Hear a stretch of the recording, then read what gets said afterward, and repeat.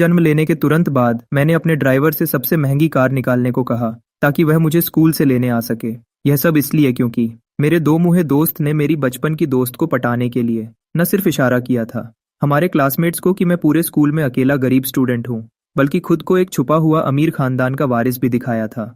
इसलिए जब वह स्कूल के बाद फिर से मेरे पास आया और कहने लगा कि अगर मुझे कोई लेने नहीं आ रहा तो मैं उसकी फैमिली की लग्जरी कार से घर जा सकता हूँ, तभी स्कूल के गेट पर एक लिमिटेड एडिशन रोल्स रॉयस आकर रुकी, जिसे देखकर वहां खड़ी भीड़ दंग रह गई। ड्राइवर कार से बाहर निकला और सीधा मेरे पास आया। उसने इज्जत से कहा, यंग मास्टर, मालिक ने मुझे आपको घर ले जाने के लिए भेजा है। यह देखकर कि वह कार मेरी थी, बाकी सब लोग पूरी तरह हैरान रह गए। गुयू, यह गुयू कैसे हो सकता है? आखिर यह गुयू है कौन? उसका खानदान इतनी महंगी कार कैसे खरीद सकता है? तियानहाओ तो गुयू का अच्छा दोस्त है।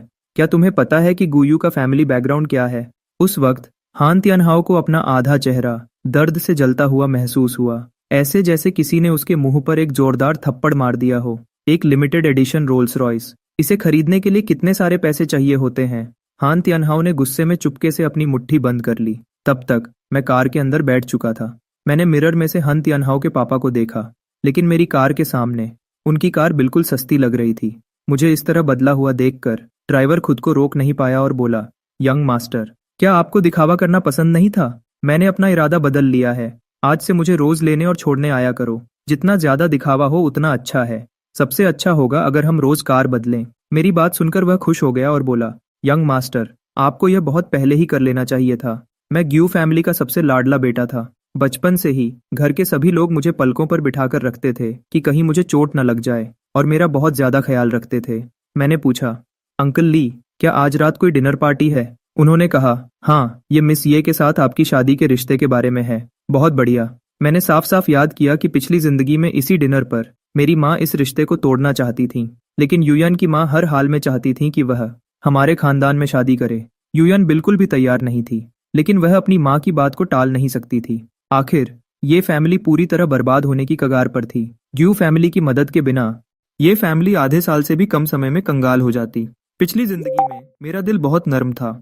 मैं अपनी बचपन की पसंद की फैमिली को बर्बाद होते नहीं देख सकता था। इसलिए मैंने बिना सोचे समझे युयान से शादी करने के लिए हाँ कर दी, कॉलेज खत्म होने के तुरंत बाद। लेकिन इस जिंदगी में मैं फिर से वही बेवकूफ़ी नहीं करूंगा। जल्दी ही कार फोर सीजन्स होटल के गेट पर पहुंच गई। मैं कार से बाहर निकला और मैंने तुरंत युयान को देखा, जो अभी अभी वहां पहुंची थी। होटल के बाहर युयान जानबूझकर मेरा इंतजार कर रही थी। मुझे अपनी तरफ आते देखकर उसने गुस्से से कहा, गुयू, मैं तुम्हें वार्न कर रही हूँ। मैं तुम्हें पसंद नहीं करती और तुमसे शादी तो बिल्कुल नहीं करूंगी। मैं भी यही चाहता हूँ। मेरी बात सुनकर युयान ने गुस्से से अपनी भौहें सिकोड़ लीं। पहले मैं उसे पसंद करता हूँ, ये बात सभी को पता थी। कोई भी समझ सकता था कि मैं उससे प्यार करता हूँ, लेकिन मैंने कभी बोला नहीं, इसलिए उसने भी कभी इस बारे में बात नहीं की। वैसे भी उसे मुझ में बिल्कुल दिलचस्पी नहीं थी, लेकिन अब जब उसने सुना कि मैं उसे पसंद नहीं करता और उससे शादी नहीं करना चाहता, तो युयान ने एक ठंडी सांस ली। उसे लगा कि रिजेक्ट होने के बाद मैं बस अपना गुस्सा दिखा रहा हूँ। वीआईपी प्राइवेट रूम के अंदर मेरे पेरेंट्स पहले ही बैठ चुके थे, और ये फैमिली की तरफ से, क्योंकि उनके पापा का जल्दी इंतकाल हो गया था, इसलिए सिर्फ उनकी माँ ही सब कुछ संभाल रही थी। जैसे ही युयान और मैं रूम के अंदर गए, ये की माँ मेरे पास आई और प्यार से मेरा हाथ पकड़ लिया। प्यारे गुयू, अपने आप को देखो। कुछ दिनों से तुमसे नहीं मिली और तुम कितने कमजोर हो गए हो। अब तो तुम और भी हैंडसम लग रहे हो। मुझे अच्छी तरह याद था कि ये की माँ हमेशा चालाकी करती थी। जब पिछली जिंदगी में मैंने युयान से शादी की थी, तब मेरी सास ने मेरी दौलत पर नजर रखी हुई थी। युयान और मेरी शादी होने से बहुत पहले ही उन्होंने शादी के बाद हमारी प्रॉपर्टी हड़पने की तैयारी शुरू कर दी थी। बाद में ये की माँ पूरी तरह उस पैसे पर जीती रही जो मैं उनके खानदान में लाया था, ताकि वह आराम से अपना बुढ़ापा गुजार सकें। और बाद में वह बड़े ठाट बाट से तैयार होकर युयान और हान तियानहाओ की शादी में गई थी। ये की माँ के खुश चेहरे को देखकर मैंने अपना हाथ पीछे खींच लिया और बोला, आंटी, ये मेरा वजन पिछली बार से 10 पाउंड बढ़ गया है। आज हम सीधा काम की बात करते हैं। मेरा ऐसा रूखा व्यवहार देखकर ये की माँ थोड़ी परेशान हो गई। उनके पास खड़ी युयान गुस्से में बोली, गुयू, तुम मेरी माँ से इस तरह कैसे बात कर सकते हो? मैं तो बस सच बोल रहा हूँ। तुम इतना गुस्सा क्यों हो रही हो ये युयान? मेरे इस जवाब पर युयान ने गुस्से से कहा, गुयू, अपने इस यंग मास्टर वाले नखरे को बंद करो। I know you look down on our ये फैमिली, और यह कि हम तुम्हारे बराबर के नहीं हैं। अगर तुम मुझसे शादी नहीं करना चाहते तो सीधा सीधा बोल दो। ये की माँ ने गुस्से में युयान के हाथ पर मारा। युयान, तुम कैसी बेवकूफ़ी की बातें कर रही हो? उनका खानदान इस वक्त बर्बाद हो रहा था। अगर उन्होंने गू फैमिली का साथ खो दिया तो सिर्फ ये माँ बेटी मिलकर अपने खानदान को कैसे बचा पाती। युयान ने अपना गुस्सा बिल्कुल नहीं छुपाया और बोली, माँ, मुझे मत रोको, मैं सच कह रही हूँ। ये सुनते ही मेरे पेरेंट्स के चेहरे का रंग बदल गया। अगर थोड़ी देर पहले तक वह बस इज्जत से बात कर रहे थे, तो अब उनके चेहरे पर झूठी हंसी भी नहीं थी। तो युयान मेरे बेटे के बारे में ऐसा सोचती है। लगता है उसे भी मेरे बेटे से शादी करने का कोई शौक नहीं है। मेरा ख्याल है कि हम ये रिश्ता यहीं खत्म कर दें। ये की माँ ने कहा, युयान तो अभी बच्ची है, आप प्लीज गुस्सा मत होइए। मैं अभी युयान से कहूंगी कि वह गुयू से माफी मांगे। और वैसे भी क्या गुयू हमेशा से युयान को पसंद नहीं करता? इन दोनों बच्चों के बीच बस थोड़ी नोक झोंक हो रही है। गुयू, क्या मैं सही कह रही हूँ? ये की माँ ने परेशानी से मेरी तरफ देखा, लेकिन मैंने आराम से जवाब दिया, आंटी, आपको कोई गलतफहमी हुई है। युयान और मेरे बीच सिर्फ बचपन की दोस्ती रही है। अभी अभी होटल के गेट पर युयान ने मुझे साफ साफ कह दिया है। उसने कहा कि वह मुझे पसंद नहीं करती और मुझसे कभी शादी नहीं करेगी। मैं भी बिल्कुल यही चाहता हूँ, इसलिए मैं आज यहाँ सब साफ करने आया हूँ। मैं इस रिश्ते को यहीं खत्म करना चाहता हूँ। मेरी ये बात सुनकर ये की माँ दंग रह गई और युयान तो हैरत से वहीं खड़ी रह गई। पहले मैं चुपके से उसे पसंद करता था और उससे बात करने के बहाने ढूंढता था। उसे ये सब पता था, तो फिर मैं अचानक इस रिश्ते को तोड़ने के लिए कैसे तैयार हो गया। मेरे पेरेंट्स भी हैरान रह गए। मैं हमेशा से बहुत जिद्दी था। उन्होंने मुझे हमेशा समझाया था कि मैं ये फैमिली में शादी न करूं, लेकिन मैं उनकी बात नहीं सुनता था। मैंने आज अचानक अपना इरादा क्यों बदल लिया?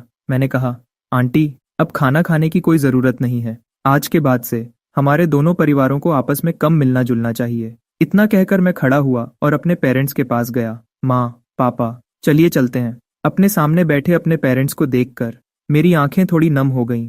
मेरी पिछली जिंदगी में मेरी जिद की वजह से ही हमारे ग्यू परिवार को युयन के गुस्से और बदले का सामना करना पड़ा था।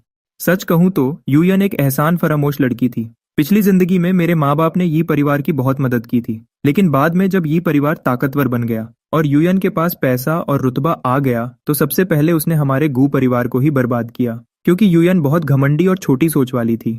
उसे हमेशा लगता था कि मेरे माँ बाप ने जो हमारी शादी करवाई थी वह ये परिवार की बेइज्जती थी और उन पर एक तरस खाने जैसा था। इसलिए जैसे ही उसके पास ताकत आई, वह हमारे गू परिवार को खत्म करने के लिए बेचैन हो गई, ताकि वह अपनी इस झूठी बेइज्जती का बदला ले सके।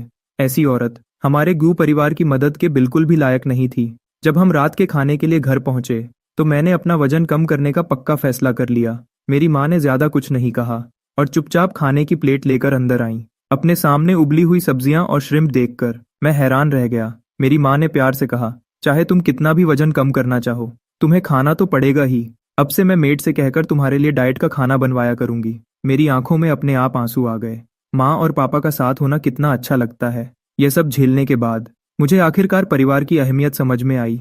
मेरे वजन को लेकर जो डर मेरे अंदर था, उसकी वजह से मैंने अपने माँ बाप के प्यार को बिल्कुल इग्नोर कर दिया था और मैं वही प्यार दूसरों में ढूंढने लगा था। शुक्रिया माँ।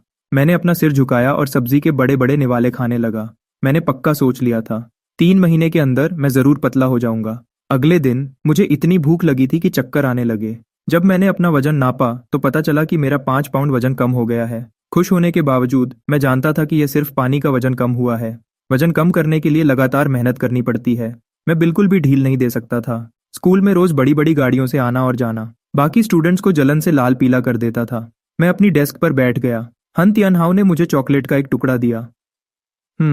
जब मैं छोटा था, भले ही मैं खुद को लेकर परेशान रहता था, पर मैं सच में इतना मोटा नहीं था। लेकिन बाद में न जाने क्यों मेरा वजन अचानक बढ़ने लगा। उस वक्त मुझे लगा कि यह ज्यादा टेंशन की वजह से है, पर बाद में मुझे समझ आया कि कुछ गड़बड़ थी। क्योंकि जिस वक्त से मैं मोटा होना शुरू हुआ, ठीक उसी वक्त मेरी मुलाकात हान तियानहाओ से हुई थी। मुझे खाने का लालच देने के अलावा उसने जरूर मुझे मोटा करने के लिए कोई दवाई दी होगी। मुझसे शर्म मत करो, मैंने देखा कि तुम वजन कम करने के लिए कितनी मेहनत कर रहे हो, इसलिए एक छोटा सा टुकड़ा खाने से कुछ नहीं होगा। यह कहते हुए उसने चॉकलेट सीधा मेरे हाथ में थमा दी। लेकिन उसे उम्मीद नहीं थी कि मैं अचानक चिल्ला उठूंगा, जिसकी वजह से चॉकलेट का पूरा डिब्बा जमीन पर गिर गया। इससे क्लास में अचानक शोर शराबा शुरू हो गया। पढ़ा रही इंग्लिश टीचर से कुछ बातें करने के बाद उन्होंने वह चॉकलेट अपने पास रख ली। इंग्लिश टीचर को वह महंगी चॉकलेट लेते देखकर हन तियानहाओ का चेहरा उतर गया। चॉकलेट का छीना जाना तो छोटी बात थी, पर उन चॉकलेट के अंदर कुछ छुपा हुआ था। हन तियानहाओ की चाल को नाकाम होते देखकर मैं वापस बैठ गया। इंग्लिश टीचर को हमेशा मुफ्त की चीजें पसंद थीं, और क्योंकि चॉकलेट का डिब्बा बहुत महंगा था, तो उसे लेने के बाद वह जरूर उसे खुद ही खा जाएंगी। मैं देखना चाहता था कि जब सच सामने आएगा तो हान तियानहाओ इस मुसीबत से कैसे बचेगा। देखते ही देखते रिसेस का वक्त हो गया। क्लास खत्म होने के बाद हान तियानहाओ जल्दी से ऑफिस की तरफ भागा। ताकि इंग्लिश टीचर के सामने अपनी गलती मान सके। लेकिन हान तियानहाओ को वह चॉकलेट वापस नहीं मिलने वाली थी। जैसे ही वह ऑफिस से बाहर निकला, उसकी टक्कर सीधा यूयन से हुई। हान तियानहाओ को इतना परेशान देखकर यूयन ने पूछा, तियानहाओ, तुम ऑफिस क्यों गए थे? हान तियानहाओ ने उसे सारी बात बताई। उसके मुंह से मेरा नाम सुनकर यूयन चिढ़ गई। अब से तुम गुयू से दूर ही रहा करो। क्या तुम भूल गए पिछली बार पूल पर क्या हुआ था? क्या तुम भूल गए जो तुमने मुझे बाद में बताया था कि गुयू ने ही तुम्हें पानी में खींचा था? उसकी नीयत शुरू से ही खराब थी। तुम्हें उस जैसे लड़के से दोस्ती रखने की कोई जरूरत नहीं है। यूयन को अपनी फिक्र करते देखकर हान तियानहाओ अंदर ही अंदर बहुत खुश हुआ। पिछले कुछ दिनों से मुझे महंगी गाड़ियों में आते जाते देखकर हान तियानहाओ खुद को रोक नहीं पाया और उसने यूयन से पूछा, मैं पूछना चाहता था, क्या गुयू का परिवार सच में अमीर है? मैं उसे रोज अलग अलग गाड़ियों में स्कूल आते जाते देखता हूँ। वे लोग काफी अमीर होंगे ना? और क्या तुम दोनों बचपन के दोस्त नहीं हो? मेरा उससे कोई लेना देना नहीं है। उसके परिवार के पास पैसा है या नहीं, इससे मुझे कोई फर्क नहीं पड़ता। हान तियानहाओ को यूयन की बातों में नफरत साफ महसूस हो रही थी। उसने जल्दी से माफी मांगी, मुझे माफ करना, मैं तो बस ऐसे ही पूछ रहा था।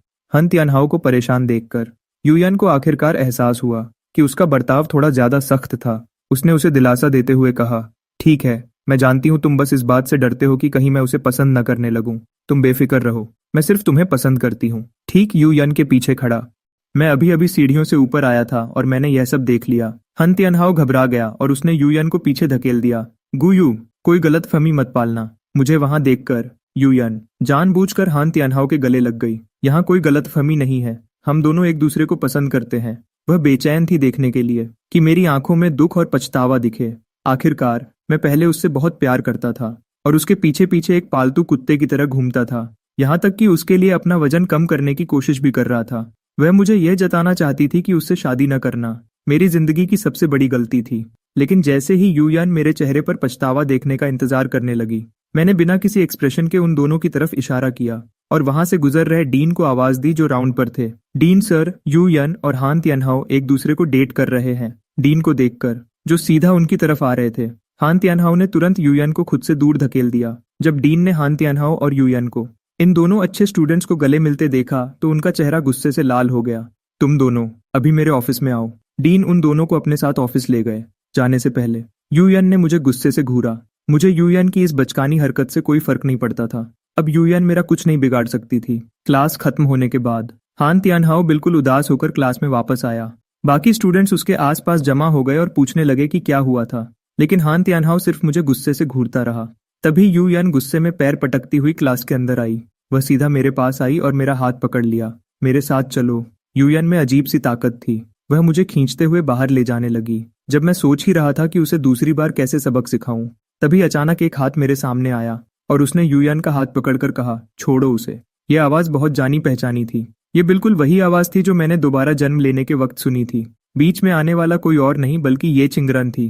तुम गुयू का साथ देना चाहती हो? यूयन ने ये चिंगरन का हाथ छुड़ाने की कोशिश की, लेकिन ये चिंगरन बिना हिले वहां खड़ी रही। उसने बिना किसी मेहनत के यूयन का हाथ पकड़ा हुआ था और यूयन अपना हाथ नहीं छुड़ा पा रही थी। यह देखकर कि वह ये चिंगरन से अपना हाथ भी नहीं छुड़ा पा रही है, यूयन का चेहरा गुस्से से काला पड़ गया। उसने अपनी तिरछी नजर से देखा कि हान तियानहाओ थोड़ी दूर अपनी चेयर पर बैठा है। जाहिर है यूयन बिल्कुल नहीं चाहती थी कि वह अपने पसंदीदा लड़के के सामने इतनी कमजोर दिखे।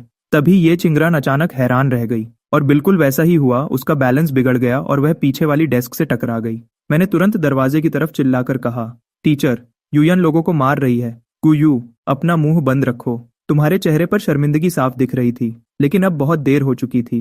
होमरूम टीचर ने आवाज सुनी और वह वहां आ गए। उन्होंने देखा कि ये चिंगरान अपना पेट पकड़े हुए खड़ी थी और उसका चेहरा पीला पड़ गया था और यूयन गुस्से में मेरी नाक के सामने उंगली दिखा रही थी। होमरूम टीचर के सब्र का बांध टूट चुका था। ये यूयन, तुम एक दिन में कितनी बार मुसीबत खड़ी करोगी? आज स्कूल के बाद अपने पेरेंट्स को लेकर आना। जल्दी ही होमरूम टीचर यूयन को अपने साथ ले गए। मैं पीले पड़ चुके ये चिंगरन के चेहरे की तरफ मुड़ा। मैं तुम्हें इन्फर्मरी ले चलता हूँ। ये चिंगरन की हाँ का इंतजार किए बिना मैंने उसे अपनी गोद में उठा लिया। ये चिंगरन हैरान होकर मेरे चेहरे को एकटक देखने लगी। वह बस मेरे चेहरे को देखती रही। इस वजह से आसपास के क्लासमेट्स के बीच अचानक शोर मच गया। बाकी सबको शोर मचाते हुए देखकर ये चिंगरान ने गुस्से में अपनी भौहें सिकोड़ी। उसकी ठंडी और गुस्से भरी नजर ने सभी क्लासमेट्स को डरा दिया। किसी की भी आगे कुछ बोलने की हिम्मत नहीं हुई। ये चिंगरान अब और नहीं चाहती थी कि मैं उसे उठाऊं। उसने मेरी कलाई पकड़ी और क्लासरूम से बाहर चली गई। ये चिंगरान के हाथ को देखकर, जिससे उसने मेरा हाथ पकड़ा था, मैं थोड़ा हैरान था। मैंने साफ देखा कि ये चिंगरान के कान थोड़े लाल हो रहे थे और मुझे अपना पिछला जन्म याद आने लगा। मुझे ऐसा लगा जैसे किसी ने मुझे पानी से बाहर निकाला हो और मुझे सीपीआर दिया हो। एक अजीब सी बेचैनी में मैंने ये चिंगरन से पूछा, उस दिन क्या तुमने ही मुझे स्विमिंग पूल पर सीपीआर दिया था? जैसे ही यह बात मेरे मुंह से निकली मैं खुद ही हैरान रह गया। ये चिंगरान ने ऐसा रिएक्ट किया जैसे उसे झटका लगा हो और उसने अपना हाथ पीछे खींच लिया। सॉरी, मेरा वह मतलब नहीं था। मैंने कब कहा कि तुम्हारा वह मतलब था? मैं तो बस तुम्हें थैंक यू कहना चाहता था। ये चिंगरान ने एक शब्द भी नहीं कहा और बस इन्फर्मरी की तरफ चलती रही। इन्फर्मरी के अंदर डॉक्टर ने ये चिंगरन की चोट को देखा। यह कोई गंभीर बात नहीं है, बस थोड़ा सैफ्लावर ऑयल लगा लो और तुम ठीक हो जाओगी। एक बॉटल 80 रुपीज की है, बस काउंटर पर पे कर दो। यह सुनकर ये चिंगरान ने अपने होंठ सिकोड़े और कहा, कोई जरूरत नहीं है। यह कहकर वह मुड़ी और इन्फर्मरी से बाहर चली गई। मैं जल्दी से उसके पीछे पीछे गया। ये चिंगरान का मेरा इंतजार करने का कोई इरादा नहीं था। जब मैं परेशानी में उसके पीछे भाग रहा था तभी मेरा पैर फिसल गया और मैं गिरने ही वाला था। तभी ये चिंगरान ने अचानक अपना हाथ आगे बढ़ाया और मेरी बांह पकड़कर मुझे संभाला। क्या तुम्हें चोट लगी? मैंने ना में अपना सिर हिलाया, अपनी जेब से सैफ्लावर ऑयल की एक बोतल निकाली और उसे ये चिंगरन के हाथ में दे दिया। मैंने देखा कि तुम्हारी चोट ज्यादा गहरी नहीं है। मैं आजकल इसका बहुत इस्तेमाल कर रहा हूँ, तुम भी इसे ट्राई कर सकती हो। मैं आजकल इसका बहुत इस्तेमाल कर रहा हूँ, तुम भी इसे ट्राई कर सकती हो। अपने हाथ में सैफ्लावर ऑयल को देखते हुए ये चिंगरन थोड़ी देर के लिए खामोश हो गई। मैं अच्छी तरह जानता था कि ये चिंगरन एक इलेजिटिमेट बेटी थी। ये फैमिली में उसे हमेशा परेशान किया जाता था, युयन की माँ और यीवेन के द्वारा। अब जब ये फैमिली पैसे की तंगी से गुजर रही थी तो यी की माँ ये चिंगरन को पैसे देने के बारे में सोच भी नहीं सकती थी। ये चिंगरन ने सैफ्लावर ऑयल मुझे वापस दे दिया। थैंक यू, लेकिन इसकी कोई जरूरत नहीं है। ये चिंगरन के सेल्फ रिस्पेक्ट का ध्यान रखते हुए मैंने कहा, मैं तुम्हें ये सैफ्लावर ऑयल मुफ्त में नहीं दे रहा हूँ, इसके पीछे एक शर्त है। शर्त की बात सुनकर ये चिंगरन के कदम वहीं रुक गए। मैं जानता हूँ कि ये फैमिली में तुम्हारे पास पैसे की कमी है और तुमने मेरी जान बचाई है। मैं तुम्हारे साथ एक डील करना चाहता हूँ। कैसी डील? तुम तो जानती ही हो कि मैं अपना वेट कम करने की कोशिश कर रहा हूँ। अगर तुम वेट कम करने में मेरी मदद करोगी तो मैं तुम्हें हर महीने 500 रुपीज दूंगा। क्या कहती हो? यह सुनकर ये चिंगरान ने अपनी भौहें सिकोड़ी। मैं इतनी महंगी नहीं हूँ। बिल्कुल, मैं तुम्हें पैसे तभी दूंगा जब मुझे कोई रिजल्ट दिखेगा। मैंने अपनी जेब से कुछ लाल नोट निकाले और उन्हें सैफ्लावर ऑयल के साथ ये चिंगरन के हाथ में दे दिया। यह इस हफ्ते की तुम्हारी पेमेंट है और मेरी तरफ से तुम्हारे लिए एक थैंक यू गिफ्ट भी। हर रोज लंच ब्रेक और दोपहर की एक्सरसाइज के दौरान मेरा इंतजार करना। ये चिंगरन की हाँ का इंतजार किए बिना क्लास की बेल बज गई। मैंने ये चिंगरन का हाथ पकड़ा और क्लासरूम की तरफ चल दिया। जल्दी करो, क्लास शुरू हो रही है। जब मैं वापस क्लास ए में पहुंचा तो मैंने देखा कि टीचर अभी तक नहीं आए थे। मेरी डेस्क और चेयर को किसी ने गिरा दिया था और मेरी किताबें और बैग का सारा सामान जमीन पर बिखरा पड़ा था। यह नजारा देखकर मेरी आंखों में गुस्सा छा गया। क्लास के सभी लोग मुझे घूर रहे थे। बताओ, ये किसने किया? जैसे ही यह बात मेरे मुंह से निकली आसपास के किसी भी इंसान ने कोई आवाज नहीं की। तभी जूकाई ने घमंड से कहा, किसे पता? जूकाई ने घमंड से कहा, किसे पता? शायद हवा से गिर गई होगी। लेकिन शिकायत करने वालों को तो सजा मिलनी ही चाहिए। जूकाई के इस एटीट्यूड को देखकर मैं पक्का जानता था कि यह सब उसी ने किया है, क्योंकि जूकाई हमेशा से ही घमंडी और चमचा रहा था। मैं धीरे से हंसा, सीधा आगे बढ़ा और पूरी ताकत से जूकाई की डेस्क को पलट दिया। जूकाई डर के मारे अपनी चेयर से खड़ा हो गया। गुयू, क्या तुम पागल हो गए हो? आखिर में मैंने जूकाई की चेयर को भी लात मारकर गिरा दिया। कुछ देर के लिए क्लासरूम में जूकाई के चिल्लाने की आवाज गूंजती रही। मैंने उसे घूर कर देखा। अपना मुंह बंद रखो, मैं तुम सबको वार्निंग दे रहा हूँ। अगर तुम नहीं चाहते कि तुम्हारे पेरेंट्स को एक एक करके बुलाया जाए तो मेरे सामान से दूर रहो। मैं गुयू कोई ऐसा वैसा नहीं हूं जिसे तुम परेशान कर सको। हन तियनहाओ खड़ा हो गया और ऐसा दिखावा करने लगा जैसे वह बहुत शरीफ हो। जूयू, तुम हद से पार जा रहे हो। हम सब क्लासमेट्स हैं, तुम अपने ही क्लासमेट को इस तरह कैसे परेशान कर सकते हो? चुप रहो। तुम डेटिंग करते हुए पकड़े गए और तुमने गलती की, फिर भी तुम ये बेचारा बनने का नाटक कर रहे हो ताकि तुम्हारे दोस्त तुम्हारे लिए आगे आए। अगर मैंने आज की बात टीचर को बता दी तो तुम्हारी वजह से उन्हें सजा मिलेगी। क्या तुम अपने दोस्तों के साथ ऐसा करते हो? हन तियनहाओ का चेहरा तुरंत उतर गया। मेरी बातों ने उसे सबके सामने शर्मिंदा कर दिया। हन तियनहाओ को चुप देखकर जूकाई उसे बचाने के लिए फिर से आगे आया। गुयू, बकवास बंद करो, हम बस तुम्हें पसंद नहीं करते। इसका तियनहाओ से कोई लेना देना नहीं है। अच्छा, ऐसा है क्या?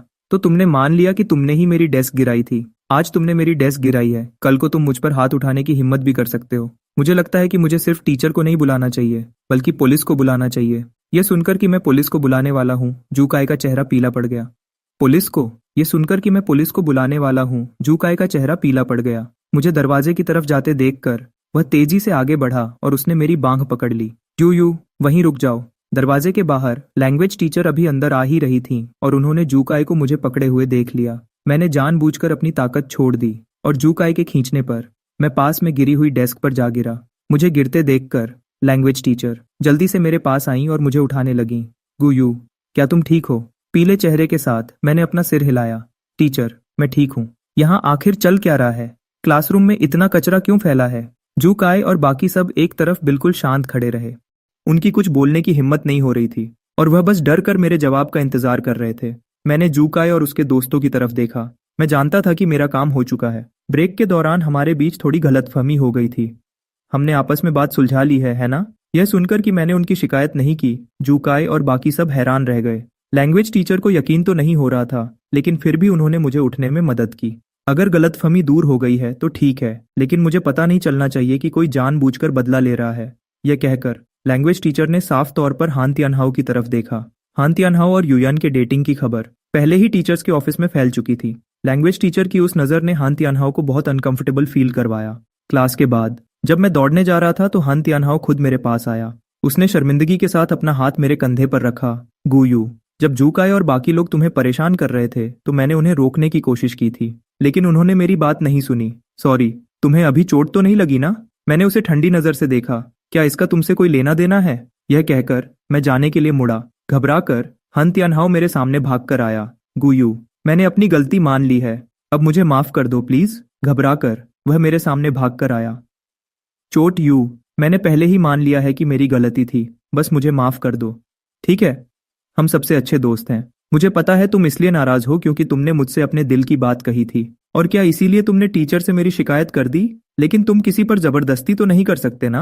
हान तियानहाओ ने जानबूझकर अपनी आवाज थोड़ी तेज की ताकि कॉरिडोर में खड़े सभी स्टूडेंट्स उसकी आवाज सुन सकें। अपने आसपास के लोगों के चेहरों पर बातें बनाने वाले एक्सप्रेशन देखकर मैं अपनी हंसी नहीं रोक पाया। तुम्हारा मतलब युयान से है? उसे तो मैंने खुद छोड़ा है। अगर तुम उसे पसंद करते हो तो वह तुम्हारी हुई। ये बोलकर मैं हान तियानहाओ के पास से निकल गया, पर वह वहीं रुक गया। उसका क्या मतलब था? उसे छोड़ दिया? वह हैरान रह गया। उसका क्या मतलब था? उसे छोड़ दिया? उसी वक्त युयान गुस्से भरे चेहरे के साथ ऑफिस से बाहर आई। होमरूम टीचर ने उसे पूरे 1 पीरियड तक खड़े रहने की सजा दी थी और उसके मार्क्स भी काट लिए गए थे। युयान धीमी आवाज में चिल्लाई। मैं वहीं रुक गया। मैंने देखा कि उसने हान तियानहाओ का हाथ पकड़ा। मैंने पीछे मुड़कर हान तियानहाओ को देखा और अंदर ही अंदर हंसने लगा। अपनी पिछली जिंदगी में युयान ने सालों तक हान तियानहाओ से बहुत प्यार किया था, सिर्फ इसलिए क्योंकि बचपन में वह उसे नहीं पा सकी थी। जैसा कि कहते हैं, जो चीज जवानी में नहीं मिलती वह जिंदगी भर आपको परेशान करती है, लेकिन जब वह चीज सच में मिल जाती है तो शायद वह उतनी अच्छी नहीं लगती। खासकर तब जब ये परिवार बर्बाद होने वाला था और हान तियानहाओ एक ड्राइवर के बेटे के सिवा कुछ नहीं था। आने वाले वक्त में उन दोनों को जो झेलना पड़ेगा वह हान तियानहाओ के झूठ से भी ज्यादा मुश्किल होने वाला था। उनका अंजाम पहले से ही साफ था। मैंने उन्हें इग्नोर किया और वहां से चला गया। दोपहर को आखिरी क्लास खत्म होने के बाद मैं क्लास एफ के दरवाजे पर यी चिंगरन का वेट करने लगा। उसी वक्त मैंने युयान की माँ को भी देखा, जो बहुत गुस्से में स्कूल के अंदर आ रही थी। बहुत से लोग देखने के लिए ऑफिस के बाहर जमा हो गए थे। क्लास एफ के दरवाजे से भी युयान की माँ गुस्से में स्कूल के अंदर आई। बहुत से लोग देखने के लिए ऑफिस के बाहर जमा हो गए थे। क्लास एफ के दरवाजे से भी मुझे एक थप्पड़ की साफ आवाज सुनाई दी, जो ऑफिस के अंदर से आ रही थी। युयान की माँ की तेज आवाज सबके कानों में चुभने लगी। युयान, तुम्हें बिल्कुल शर्म नहीं है, लेकिन मुझे है। तुम्हें डेट करने की इजाजत किसने दी? युयान अब उसकी माँ की आखिरी उम्मीद थी। अगर युयान के डेट करने से उसकी पढ़ाई पर असर पड़ता तो ये परिवार सच में बर्बाद हो जाता, खासकर ऐसे वक्त में गू परिवार के अलावा और कौन ये परिवार की मदद कर सकता था। उसी वक्त यी चिंगरन की साफ आवाज मेरे कानों में पड़ी। यू। मैंने पीछे मुड़कर देखा तो यी चिंगरन मेरे सामने खड़ी थी। चलो चलें, हम स्विमिंग पूल जा रहे हैं। तुम्हारे अभी के शरीर के हिसाब से वेट कम करने के लिए दौड़ना ज्यादा फायदेमंद नहीं होगा और इससे तुम्हारे घुटनों को भी नुकसान पहुंचेगा। स्विमिंग तुम्हारे लिए ज्यादा अच्छी रहेगी। तो फिर मेरे घर चलते हैं। मेरे घर पर पूल है। मेरे अचानक बुलाने पर यी चिंगरन हैरान रह गई। फिक्र मत करो, इससे आने जाने का खर्चा निकल जाएगा। मैंने यी चिंगरन के हाथ में एक $50 का नोट थमा दिया। यी चिंगरन ने बिना कुछ बोले अपने हाथ में पकड़े $50 को देखा और फिर उसे मुझे वापस दे दिया। मुझे मेरी फीस पहले ही मिल चुकी है। मैंने तुम्हारा वेट कम करवाने का वादा किया है, इसलिए मैं तुमसे कोई एक्स्ट्रा पैसे नहीं लूंगी। यह देखकर मैंने ज्यादा जिद नहीं की। हम दोनों एक के पीछे एक स्कूल के गेट की तरफ चलने लगे, जहां एक महंगी कार खड़ी थी। वह कार ठीक मेरे और यी चिंगरन के सामने खड़ी थी। ड्राइवर ने आगे बढ़कर यी चिंगरन के लिए दरवाजा खोला। यी चिंगरन थोड़ा शर्माते हुए कार के अंदर बैठ गई। मैं भी उसके पीछे पीछे अंदर गया और यी चिंगरान के चेहरे पर घबराहट देखी। मैंने मुस्कुराते हुए कहा, घबराओ मत, मेरे मम्मी पापा बहुत अच्छे हैं, वह बस यूयन से नफरत करते हैं और कुछ नहीं। यी चिंगरान ने कुछ नहीं कहा। मैंने मुस्कुराते हुए कहा, घबराओ मत, मेरे मम्मी पापा बहुत अच्छे हैं, वह बस यूयन से नफरत करते हैं और कुछ नहीं। यी चिंगरान ने एक शब्द भी नहीं कहा। जल्दी ही कार गु परिवार के विला पर पहुंच गई। जैसे ही मैं और यी चिंगरान घर के अंदर गए, कॉरिडोर से खाने की खुशबू आने लगी। मैंने कहा कि पहले हम खाना खा लेते हैं, इससे एक्सरसाइज करने के लिए एनर्जी मिलेगी। कोई जरूरत नहीं है, मेरी माँ की आवाज ने यी चिंगरान की बात को बीच में ही काट दिया, जो मना करने ही वाली थी। चोट यू, जल्दी से अपने जूते बदलो, खाने का वक्त हो गया है। जब मेरी माँ दरवाजे के पास आई तो उन्होंने आखिरकार मेरे साथ खड़ी यी चिंगरन को देखा। चिंगरन, मेरे पापा भी दूसरी फ्लोर से नीचे आ गए। यी चिंगरन को मेरे साथ घर आया देखकर वे हैरान रह गए। क्या उनका बेटा यी चिंगरन से नफरत नहीं करता था? वह उसके इतने करीब कैसे आ गया? मम्मी पापा, यी चिंगरन यहाँ मेरा वेट कम करवाने में मदद करने आई है। अब से हर शाम को एक एक्स्ट्रा प्लेट और चम्मच लगा दिया करना। मैंने ये बात आम तरीके से कही, जिससे यी चिंगरान को मना करने का मौका ही नहीं मिला। मेरे मम्मी पापा ने एक दूसरे को देखा। भले ही वे यी परिवार को पसंद नहीं करते थे, फिर भी उन्होंने तमीज से यी चिंगरन को जूते बदलकर अंदर खाने पर आने को कहा। डाइनिंग रूम में टेबल पर 6 तरह की सब्जियां और सूप लगा हुआ था। क्योंकि मैं डाइटिंग पर था, इसलिए मैं सिर्फ थोड़ा सा श्रिम्प और ब्रोकोली ही खा सकता था। मेरी माँ ने जब देखा कि यी चिंगरन कितनी कमजोर और दुबली दिख रही है, तो उन्हें बुरा लगा और उन्होंने उसकी प्लेट में थोड़े और चावल डाल दिए। आराम से खाओ, अगर और चाहिए हो तो ले लेना। थैंक यू आंटी गू। यी चिंगरन ने चावल का एक एक दाना खत्म किया। उसके बाद वह चुपचाप बर्तन धोने के लिए जाने लगी। यह देखकर मैंने तुरंत अपने चम्मच रख दिए और किचन में नैनी वू को आवाज दी। नैनी वू बर्तन धोने के लिए वहां आ गई और उन्होंने यी चिंगरन के हाथ से बर्तन ले लिए। छोटी बेटी, ये मुझ पर छोड़ दो। यी चिंगरन ने अपना मुंह खोला, लेकिन उसे अपनी बात कहने का मौका नहीं मिला। मैंने यी चिंगरन को पीछे की तरफ खींचा और हम बैकयार्ड के पूल की तरफ चल दिए। स्कूल के स्विमिंग पूल जितना बड़ा पूल देखकर यी चिंगरन थोड़ी हैरान रह गई। उसी वक्त मैं अपने स्विमसूट में बाहर आया। यी चिंगरन ने मुझे वेट कम करने का एक स्केड्यूल थमा दिया। ये लो, ये तुम्हारे लिए है। ब्रेक के दौरान मेरे शरीर के हिसाब से उसने पहले ही एक पूरा स्केड्यूल तैयार कर लिया था। मैं थोड़ा हैरान था। तुमने इसे इतनी जल्दी बना दिया? मैंने अपने हाथ में उस पूरे चार्ट को देखा। उसमें साफ लिखा था कि मुझे हर रोज क्या खाना है, कितना पानी पीना है और कितनी एक्सरसाइज करनी है। यी चिंगरान ने गंभीर होकर कहा, तुम वेट कम करने के लिए भूखे नहीं रह सकते। तुमने आज रात बहुत ही कम खाना खाया है। आमतौर पर तुम्हें खीरा और टमाटर ज्यादा खाने चाहिए। कद्दू और मक्का जैसी चीजें भी ठीक हैं, लेकिन तुम रोज पेट भरकर नहीं खा सकते। याद रखना कि हर रात तुम्हें थोड़ा भूखा ही सोना होगा। मैंने आधा समझते हुए अपना सिर हिलाया। यह देखकर कि मैं पूरी तरह नहीं समझा, यी चिंगरान थोड़ी देर चुप रही और फिर बोली, मैं रोज तुम पर ध्यान रखूंगी। तुम्हें इसे पूरी तरह समझने की जरूरत नहीं है। यह सुनकर मैंने हाँ में सिर हिलाया। कोने में से मेरे मम्मी पापा अपना सिर निकालकर देख रहे थे। वे देख रहे थे कि कैसे यी चिंगरन पूल के किनारे से मेरी स्विमिंग पर ध्यान दे रही थी। हम दोनों के बीच पूरे वक्त लगभग कोई बात नहीं हुई। मेरी माँ थोड़ी हैरान थी। यह क्या चल रहा है? क्या ये दोनों सच में सिर्फ एक्सरसाइज करने आए हैं? मेरे पापा को भी कुछ समझ नहीं आ रहा था। क्या ऐसा हो सकता है कि हमारा बेटा आगे बढ़ गया है? अब उसे यूयन पसंद नहीं है और वह यी चिंगरन को पसंद करने लगा है। मेरे मम्मी पापा की आपस की फुसफुसाहट ने मेरा और यी चिंगरन का ध्यान खींचा। मैंने अपना सिर पूल से बाहर निकाला। मम्मी पापा, आप लोग क्या कर रहे हैं? मेरी आवाज सुनकर मेरे पापा और मम्मी जल्दी से उस कोने से बाहर आए। मैंने और तुम्हारी मम्मी ने तुम्हारे लिए कुछ खाना तैयार किया है। तुम्हारे लिए कुछ फल तैयार किए हैं। जब तुम स्विमिंग करके थक जाओ तो इसे खा लेना। हाँ, अगर तुम दोनों को सिर्फ स्विमिंग करना बोरिंग लगे तो तुम दूसरी फ्लोर के जिम में जा सकते हो। वहां बहुत सारे इक्विपमेंट हैं। मेरे मम्मी पापा अजीब तरीके से मुस्कुराए। मैं एक ही बार में समझ गया कि वे दोनों कुछ ज्यादा ही सोच रहे हैं। मैं पूल से बाहर निकला और अपनी माँ से फल ले लिए। थैंक्स मम्मी, आप लोग अंदर जाइए, अब देखना बंद कीजिए। मैंने अपने मम्मी पापा को वहां से भेज दिया। फिर मैंने यी चिंगरन की तरफ देखा। चलो शुरू करते हैं। मैंने ऐसे दिखाया जैसे कुछ नहीं हुआ और स्विमिंग करता रहा, लेकिन अंदर से मैं थोड़ा शर्मा रहा था। और जैसे ही मैंने पानी से अपना सिर बाहर निकाला, मेरी नजर यी चिंगरन की गहरी आंखों से मिली। मैं अजीब तरीके से हंसा। फल खाओ, फल खाओ। फिर मैंने अपना सिर वापस पानी में डाल लिया। ये चिंगरन ने कुछ नहीं कहा, लेकिन उसके कान लाल हो गए। लगातार 7 दिन तक ये चिंगरन और मैं स्कूल के बाद साथ में घर जाते रहे।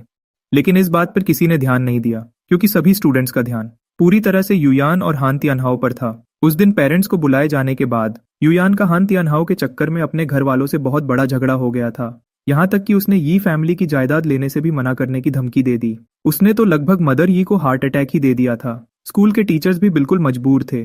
जब बात युयान और हान तियानहाओ की आती थी, आज जैसे ही स्कूल पहुंचे, एक स्टूडेंट अचानक भागते हुए अंदर आया।